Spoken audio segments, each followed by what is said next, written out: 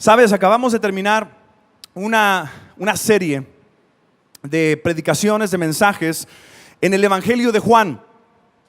La semana pasada el pastor Rubén Fonseca nos compartió un mensaje evangelístico de tan cerca y tan lejos. Varias personas vinieron a Jesús, recibieron la salvación, fue hermoso. Hoy vamos a comenzar una nueva serie titulada Sabiduría. Ese es el título de la serie que vamos a estar teniendo durante varias semanas. Especialmente vamos a estar estudiando el libro de Proverbios. ¿Sabes que hay 31 proverbios, 31 capítulos en el libro de Proverbios?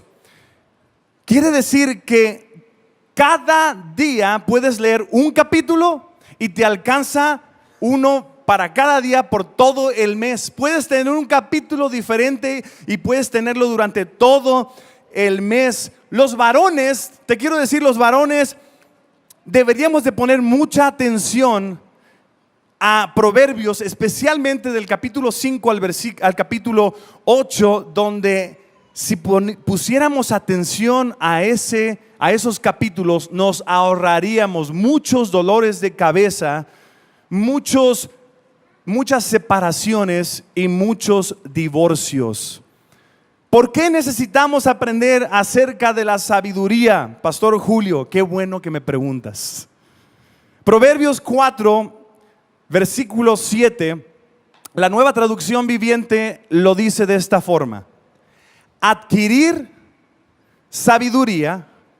Ok, primero la Nueva Traducción Viviente. Adquirir sabiduría es lo más sabio que puedes hacer. ¿Escuchaste bien? Dice, adquirir sabiduría es lo más sabio que puedes hacer. La Biblia de las Américas, ahora sí, la Biblia de las Américas, ya si lo puedes colocar, lo dice de esta forma. Ayúdame a leerlo. ¿Cómo dice? Párale allí. Una vez más, dilo junto conmigo. Lo principal es la sabiduría. La Reina Valera lo dice de esta forma: sabiduría ante todo. Lo principal es la sabiduría. Adquiere sabiduría, es lo más sabio que puedes hacer. Entendemos entonces que Dios nos está comunicando que si hay algo importante por obtener en nuestra vida ¿es qué? Sabiduría. Es sabiduría. Pero ¿qué es sabiduría?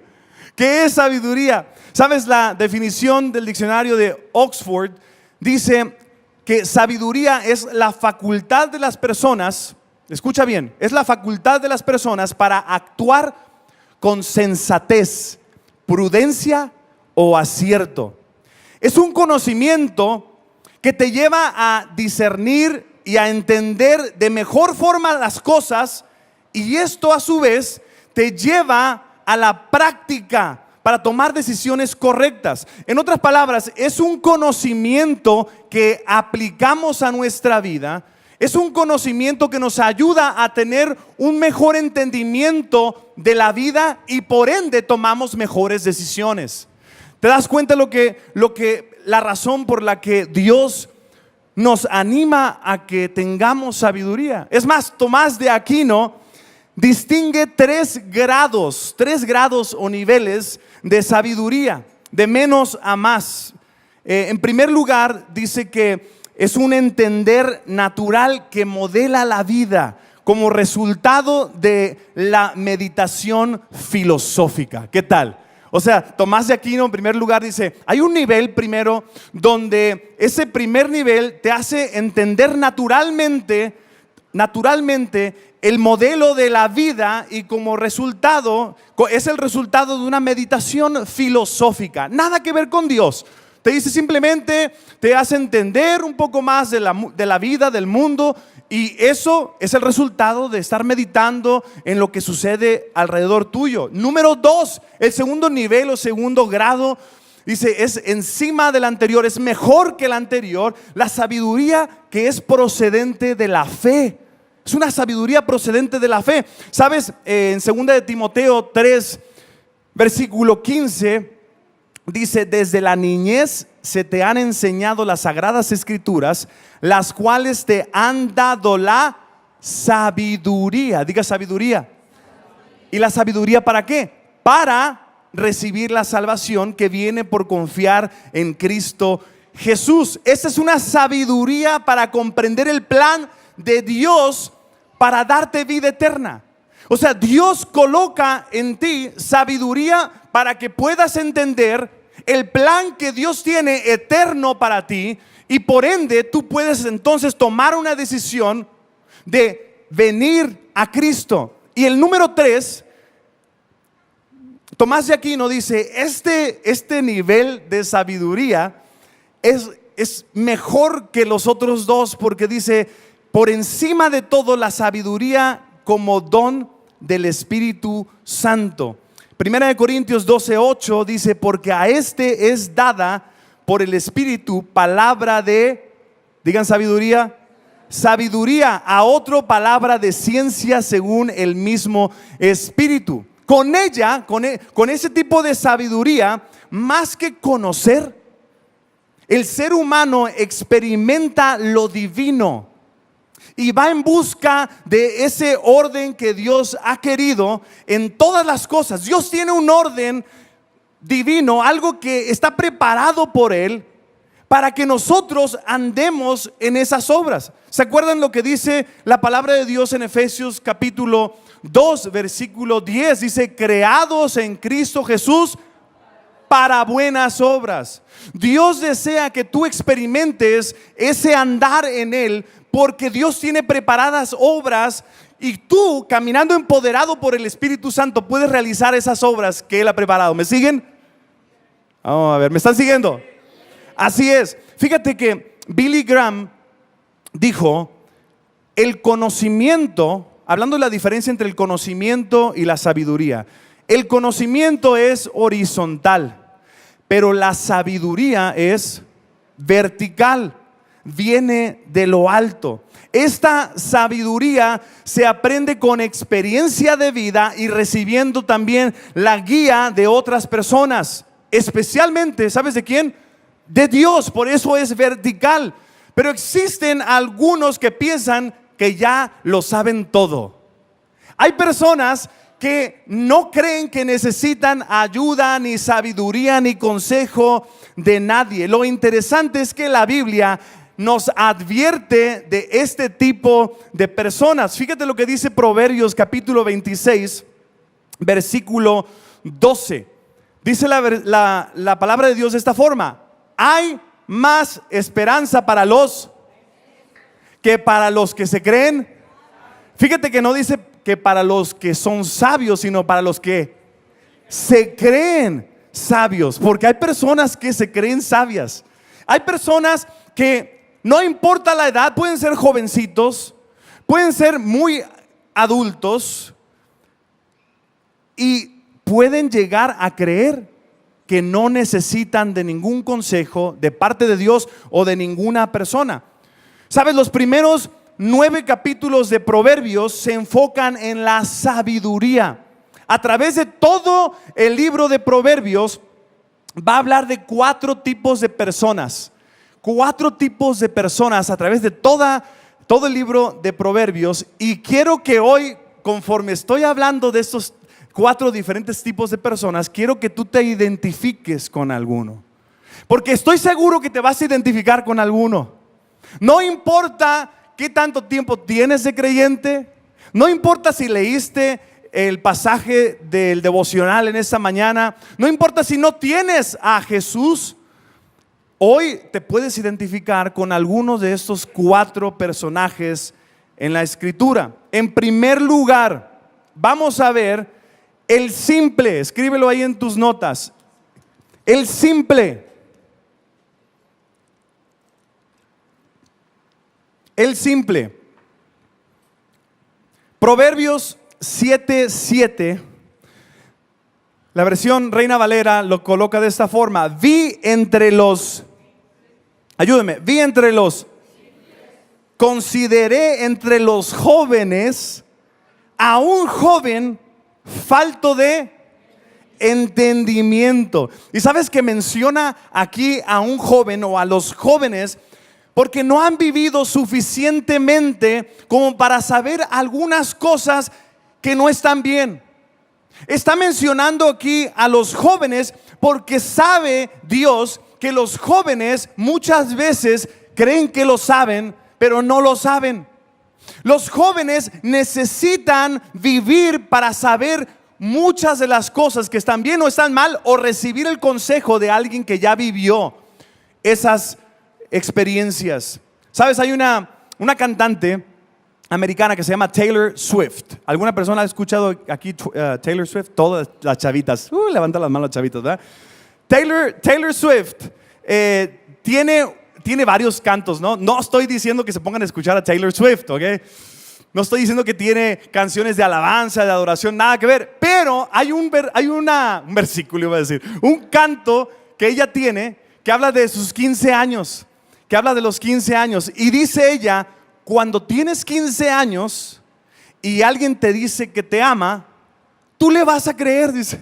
Tú le vas a creer.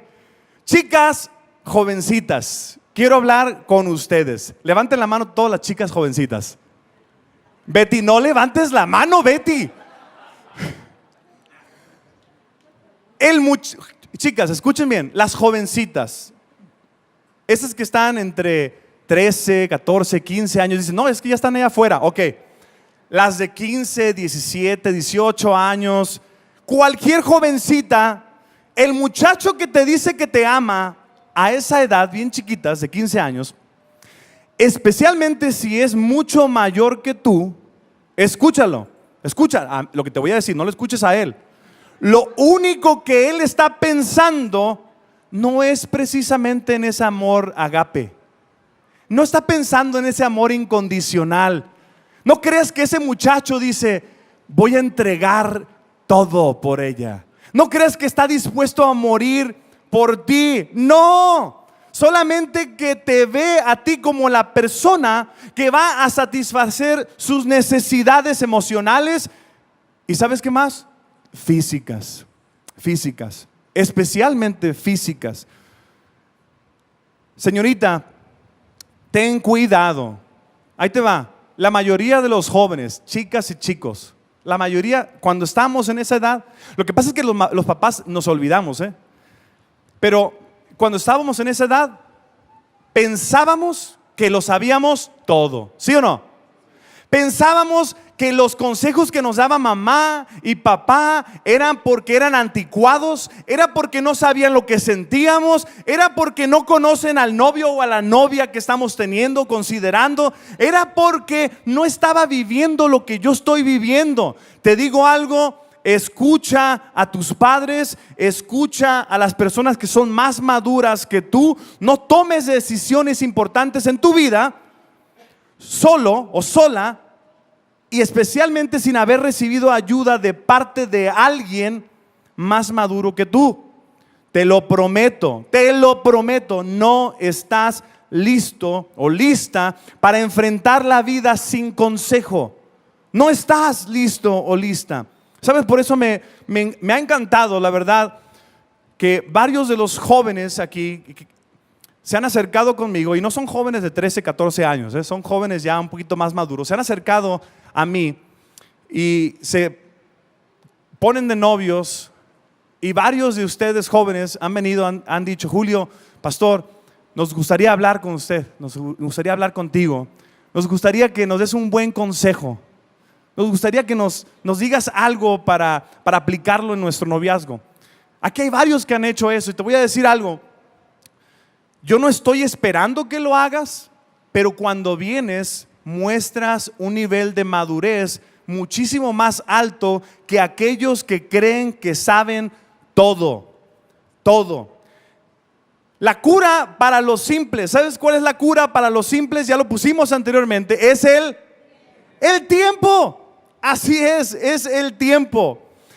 No saben y necesitan aprender o experimentar. Es el tiempo que te va a hacer ganar experiencia. Va a ser la vida, va a ser los golpes a través del tiempo. O va a ser poner atención y escuchar a aquellos que son más maduros que tú, y te va a tomar tiempo. Jovencito, jovencita, tómate tu tiempo. No, es que yo apenas estoy comenzando la prepa, ya me quiero poner de novio o de novia. Estoy en la secundaria, quiero ponerme de novio o de novia. Vas a perder el tiempo. O tristemente vas a quedar embarazada, y entonces sí, la vida te va a traer muchísimas experiencias, muchas buenas, pero la mayoría al principio de mucho dolor.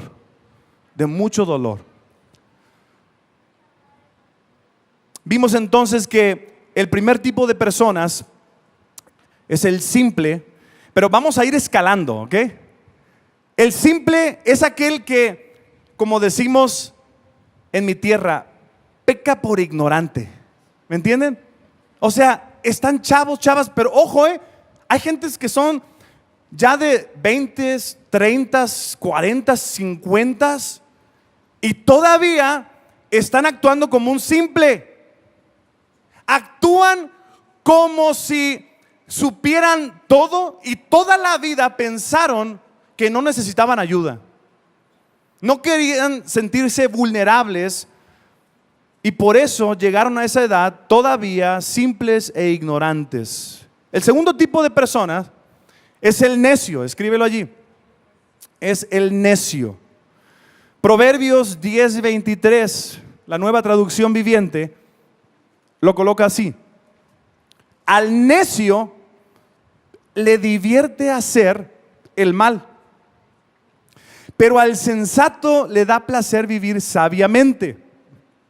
¿Escuchaste bien?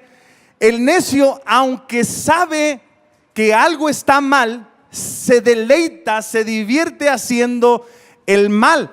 ¿Viste la diferencia entre el simple y el necio? El simple por ignorante.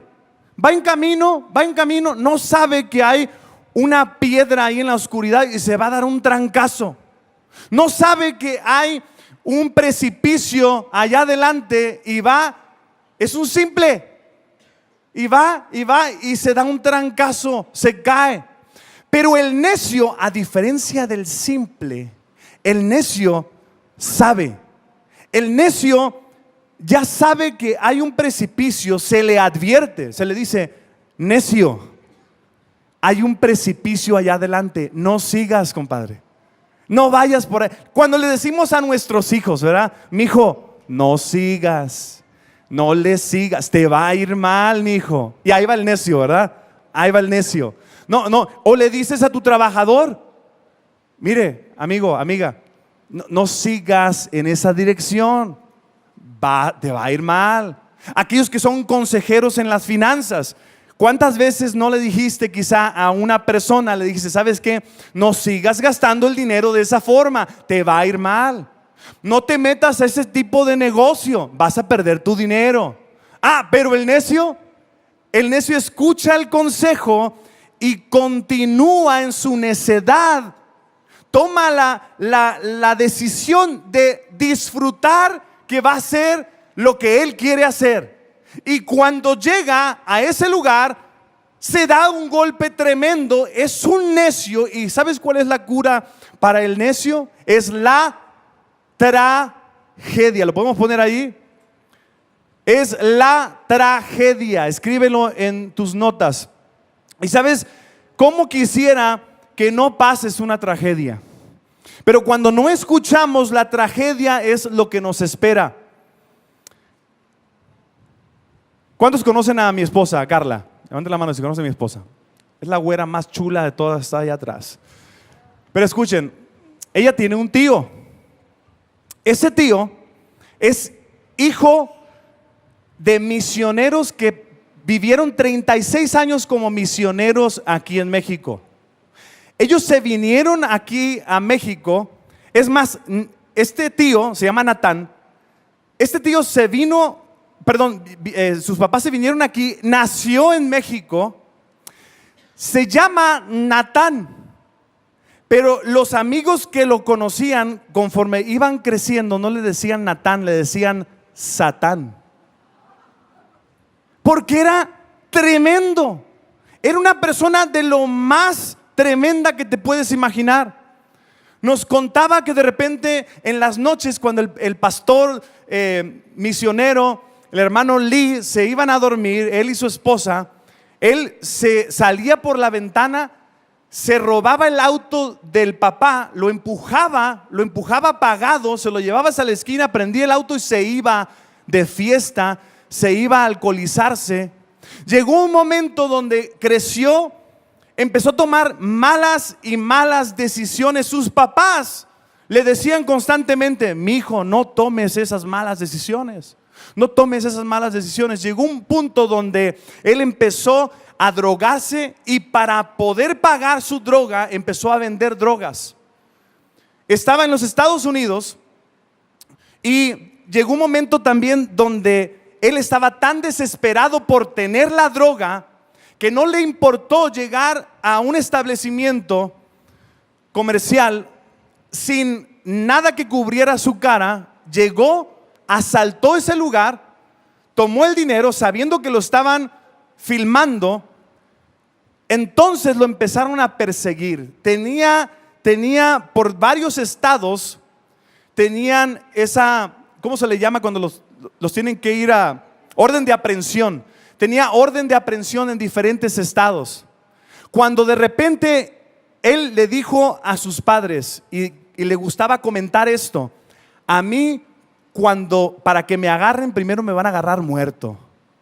Así que llegó la situación donde iba el tío Natán, iba en su auto y de repente la policía se dio cuenta que andaba manejando un auto robado.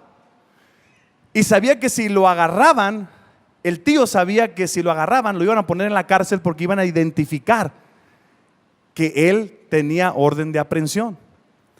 Empezó a darle en su auto rapidísimo. Llegó un momento donde hubo una curva, iba tan rápido que se volteó el auto y salió volando del auto. Y cuando estaba allí prensado por el auto, se quedó volteando hacia arriba, quedó paralítico. Y estaba en el hospital cuando llegó la mamá, la hermana Beth Lee, y le dice: mi hijo, ¿qué pasó? Y le empieza a contar toda la historia. Y si ustedes conocieran a Natán es una persona muy dicharachera y él empezó a contarlo todavía como chiste, ¿eh?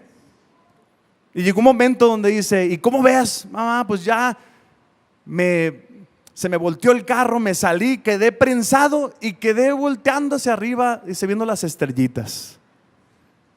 Y la mamá le dijo esto. Y cada vez que cuenta el tío, porque lo he puesto a que dé su testimonio en diferentes lugares, me encantaría que hubiera estado aquí para que contara, pero dice: cuando le dije eso a mi mamá me dijo: mijo, ¿te diste cuenta lo que Dios tuvo que hacer para que voltearas a verlo a Él? Tuvo que pasar una tragedia, hermanos. Natán, gloria a Dios,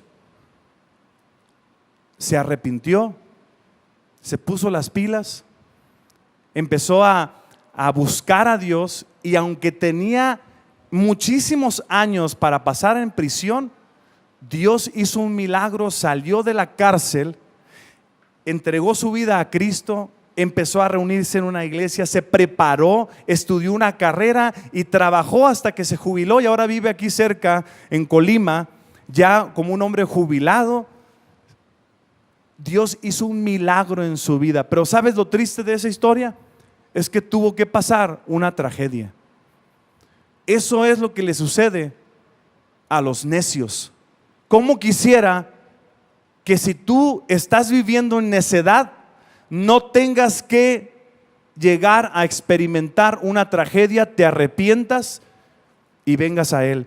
Número 3, el burlón o escarnecedor.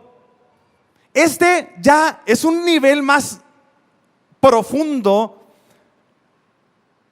de pecado de apartamiento, de separación, porque fíjate que lo que dice Proverbios 9, 7 al 8, el burlón o escarnecedor, como lo dice otra versión, dice: el que reprende a un, diga burlón, recibirá un insulto a cambio. El que corrige al perverso saldrá herido. Por lo tanto, no te molestes en corregir a los burlones, solo ganará su odio. En cambio, corrige a los sabios y te amarán. Ojo, este pasaje no habla de los carrilludos, No está hablando aquí de los carrilludos, porque dicen, yo conozco al Elvis, el Elvis es un burlón. No está hablando de los carrilludos como Elvis. No está hablando de ese tipo de personas. Está hablando de los burlones que cuando tú decides tomar buenas decisiones en tu vida, llega esta persona y se burla de ti porque estás tomando una buena decisión. Llega y dice: te lavaron el cerebro, compadre. No, ahora te vienes aquí a hacer el santito. Y se empiezan a burlar de ti. Esa persona es un escarnecedor, es un necio a la millonésima potencia. No solo actúa como el necio, sabe que está mal, también se burla de los que hacen las cosas bien. Algunos de esos salen como plagas en las redes sociales solo para molestar, criticar. Es más, y lo pueden ustedes, le pueden preguntar a Andrea, que es encargada de todo lo que es redes sociales. En las redes sociales salen los escarnecedores, los burlones como no tiene su idea.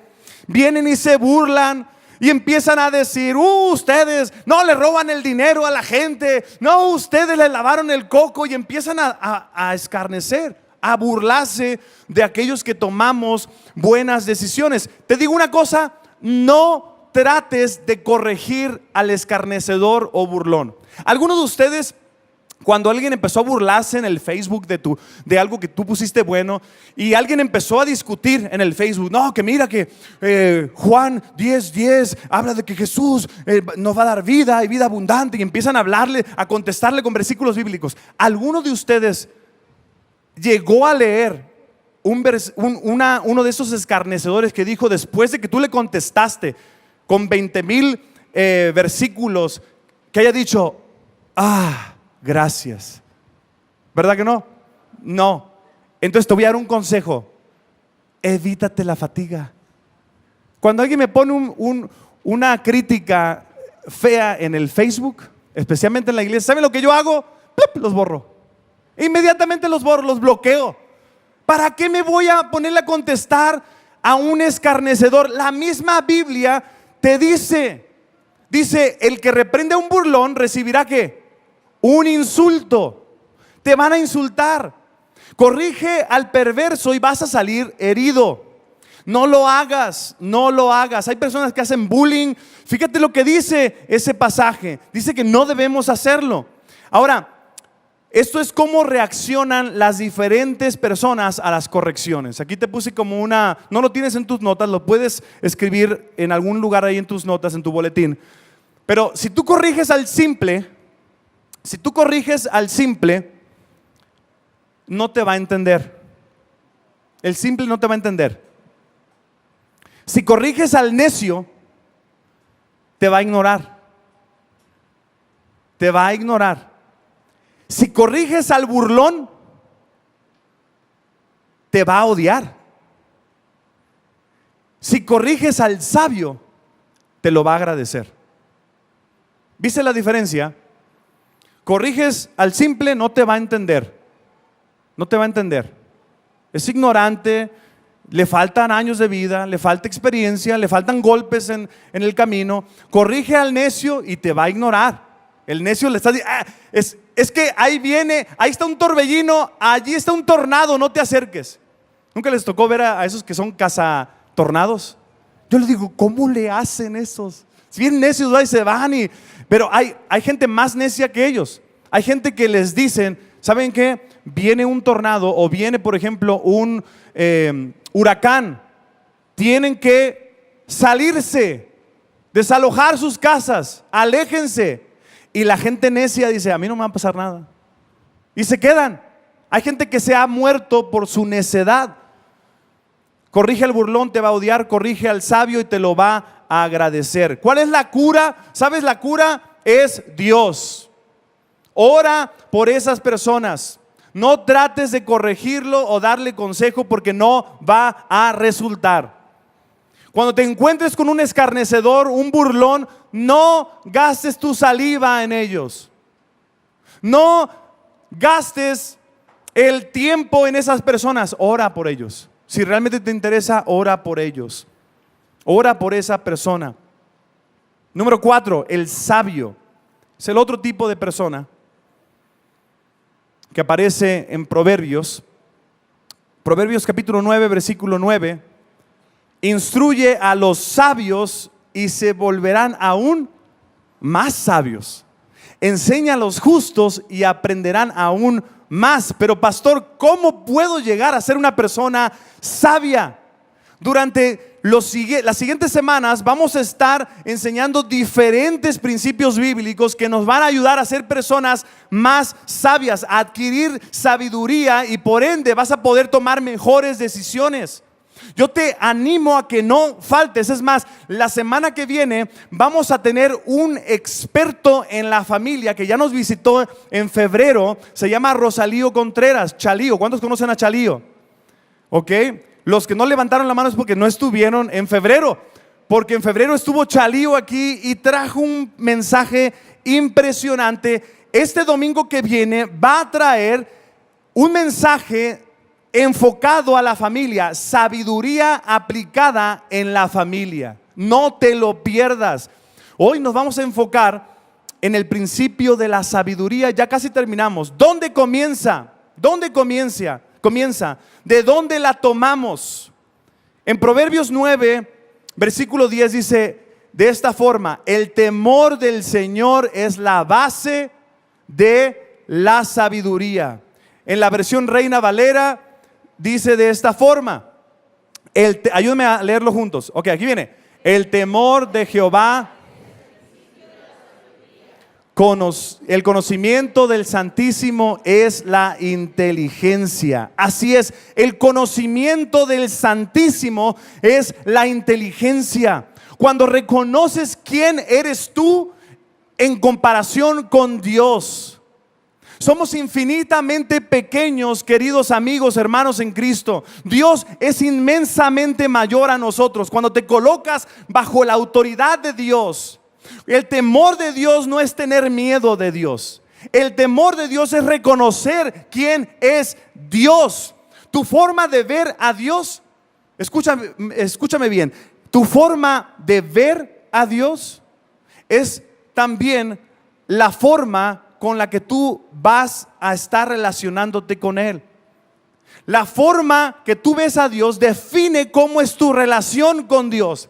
Quiero recordarte cómo es Dios y definirte el temor de Dios con esas declaraciones finales que voy a colocar allí en tu boletín. En primer lugar, yo voy a entender más el temor de Dios cuando reconozco que Dios es grandioso.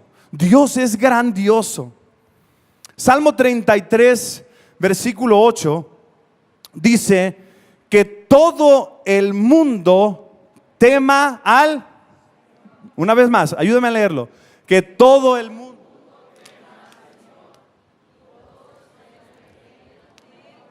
y todos estén ante Él con temor reverente. Ese temor reverente es como quedarnos maravillados de lo grandioso que es Dios.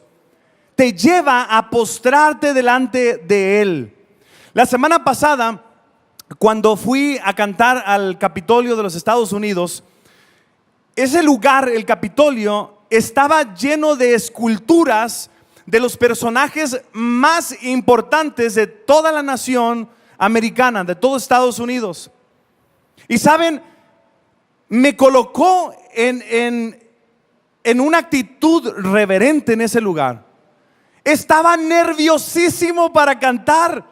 Me sentía intimidado porque estaba en un lugar donde no solamente estaban las esculturas de mucha gente importante a través de los siglos de Estados Unidos.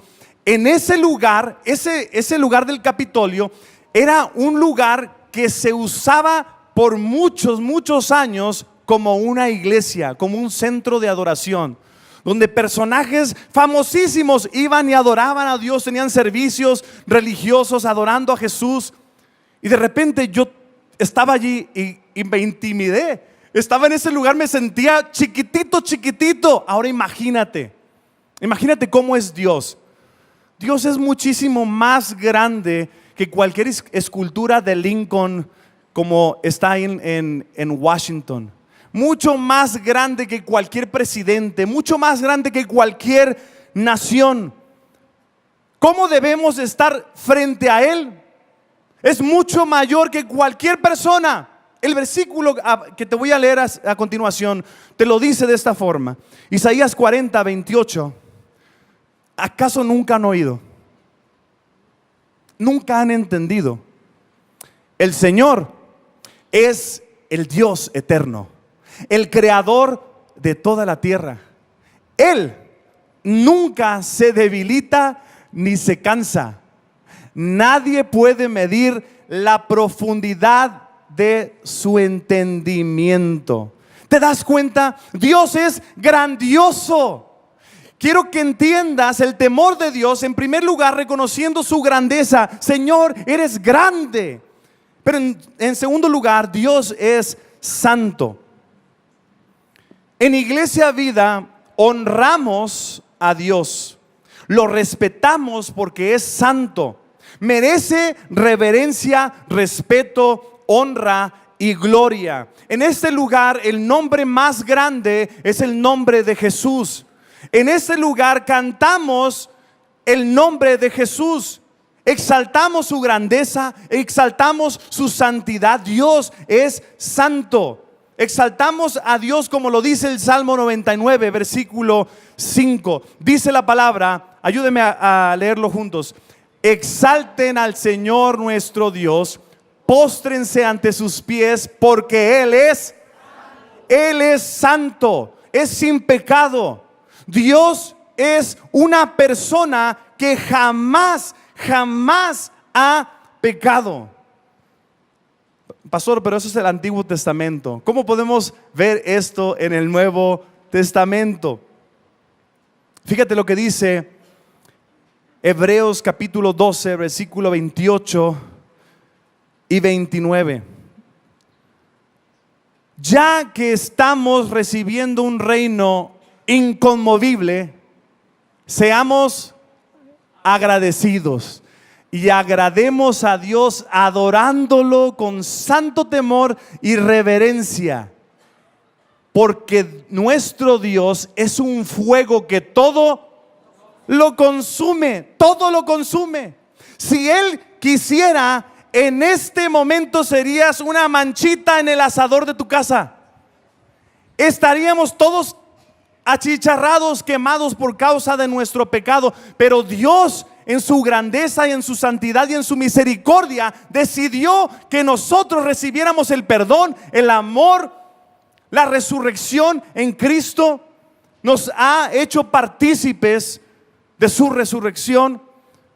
Un día estaremos con Él cara a cara. El temor de Dios nos va a llevar a adorarlo. Número 3, Dios es perfecto. Le voy a pedir a Osvaldo que pase de una vez. Dios es perfecto. Dios siempre tiene la razón. Dios siempre tiene la razón. Aquí no es como en el matrimonio, ¿verdad? Aquí no es como que alguna vez la esposa tiene la razón, o más bien es como el matrimonio, ¿verdad? Alguna vez la mujer tiene la razón y las otras también. No, pero ya en serio, Dios es el único que tiene la razón siempre. No creas lo que algunas personas o corrientes filosóficas te dicen, desafiando a Dios y la palabra de Dios. ¿Cómo puedes creer lo que la Biblia dice? Te vienen a decir. ¿Cómo crees que un hombre va a pasar 3 días dentro de el vientre de un pez. Es imposible, Margarita, eso es imposible. Tienes razón. Tienes razón. Cuando alguien te diga eso, oye, es que es imposible, ¿cómo crees eso? Tienes razón, es imposible. También es imposible que el mar se haya abierto, que pan haya caído del cielo por 40 años. Es imposible. Es imposible que el sol se haya detenido después de que un hombre orara, Señor, que el sol se detenga, y se detuvo. Es imposible que una virgen diera a luz un hijo. Es imposible. Es imposible que un hombre camine en el agua, que ciegos puedan ser sanados, que muertos resuciten. Es imposible, pero mi Dios es el Dios de imposibles, y yo decido creerle a Él. Mi Dios es el Dios de lo imposible, y yo te quiero animar a que creas en Él. Salmo capítulo 19, versículos 7 al 11 dice de esta forma: la ley del Señor es perfecta. Ayúdame a leerlo. La ley del Señor es perfecta, reanima el alma. El testimonio del Señor da sabiduría al ingenuo. Ese ingenuo es simple. Da sabiduría al simple o al ingenuo. Seguimos. Los preceptos del Señor alegran el corazón. El mandamiento del Señor es puro, da luz a los ojos. El temor del Señor es bueno, permanece para siempre. Los decretos del Señor son verdaderos, y todos ellos justos. Son más deseables que el oro refinado, y más dulces que la miel que destila del panal. Con ellos, Señor, amonestas a tu siervo. Nos dice, en otras palabras, nos está guiando. Nos dice, no te vayas para allá, no camines hacia ese lugar. Recompensas grandemente a quien los cumple. Así es. Y sabes, en este último versículo está todo el mensaje que te acabo de compartir. Proverbios 19:23. Proverbios 19:23. El temor del Señor conduce ¿a dónde? A la vida. Da seguridad y protección contra cualquier daño. Contra cualquier daño. Y la última parte para que rellenes ahí en tu boletín. Cuando entienda lo que significa el temor de Dios, voy a poder vivir sin temor. Cuando entiendas que no es tenerle miedo a Dios, sino reconocerlo por quien Él es, que está siempre cerca.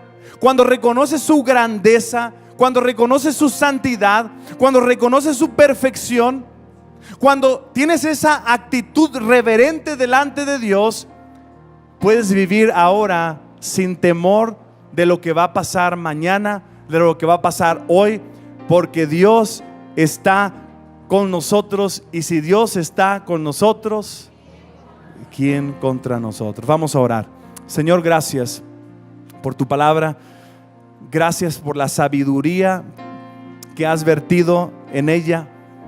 Gracias, Señor, por darnos la sabiduría, el entendimiento que necesitamos para tomar decisiones que te agradan, que te honran, pero que al final nos conduce a la vida, nos conduce a tener victoria, nos conduce a agradarte a ti, Señor, y a pasar la misma sabiduría que recibimos de generación en generación. Ayúdanos, Señor.